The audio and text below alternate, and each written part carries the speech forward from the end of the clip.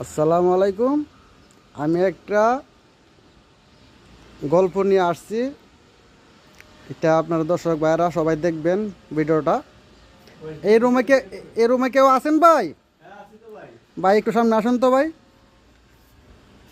জি বলেন। ভাই এটা কি আসলে সঠিক? কতটুকু সঠিক কতটুকু মিথ্যে এটা আমি জানি না। এটা মানুষের কাছে শুনতেছি, এটা বোধহয় নাম পড়ছে ভূতের বাড়ি। আসলে কি ভূত আছে এখানে নাকি না? এটা 100% ভূত আছে। আপনার কি কোন ভূত আছে কি নাই?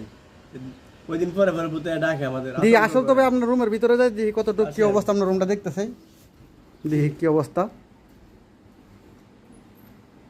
দেখুন আপনি বই পাবেন ভাই। আরে আসলে তো খুব ভয়ঙ্কর জায়গা।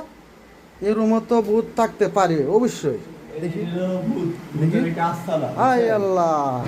দেখি ভাই আপনি একটু লাইটটা জ্বালান তো দেখি কি অবস্থা। লাইট জ্বালান না তার ভাই সমস্যা ঘুমাই দিন কি। দেখি জ্বালান জ্বালান। দেখছেন উপরে কি আচ্ছা জ্বালান জ্বালান দেখি কি অবস্থা।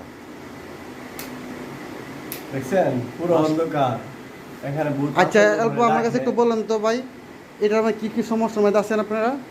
কতটুকু কি- সমস্যা বলতে ভূতে গান ডাকে হুম। গুনগুনে রাতে 2টা 3টা বাজে। তাই নাকি? তখন মানুষ আতঙ্কের ভয়ে ঘুম থেকে উঠে। ওঠার পরে মনে করেন কি বিশ্রায় পাওয়া যায় আমার বাঁশির সুর দিয়ে। সুন্দর একটা বাঁশির সুর দিয়ে। তাই নাকি? তখন মানুষের শরীর ভিজারা মারে। এখানে প্রায় 30 জন লোক আমরা 4 রুমে থাকি। 30 জন লোকের ভিতরে আপনার ভূত আইসা পড়ে। এরপরে আর আপনার এমনি ঘুমের মেঘ ওটা শব্দ বদ্ধ করে দরজার মধ্যে আপনার হ্যাঁ শব্দ করে একটু পর করে ডাকে হাসে। হাসে? হাসে ভূতে হাসে। তাই নাকি? অনেক সুন্দর করে হাসে আবার বাঁশির সুর বাজা।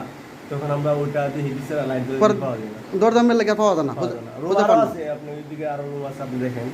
দেখো অন্ধকার। দেখি আরেকটা রুম দেখি আপনারা কিরকম দেখি ভাই। এই যে এখানে হলো আরেকটা। মা, এই তো এই রুমটা তো বিশাল অন্ধ। এর ভিতরে রুম আরেকটা আছে ওই সাইডে। দাঁড়ান, আচ্ছা ঠিক আছে, এই রুমটাকে দেখতে হলে কি অবস্থা আছেন। এই ও, যে আরেকটা আছে room। এই আরেকটা রুম দেখেন ভাই।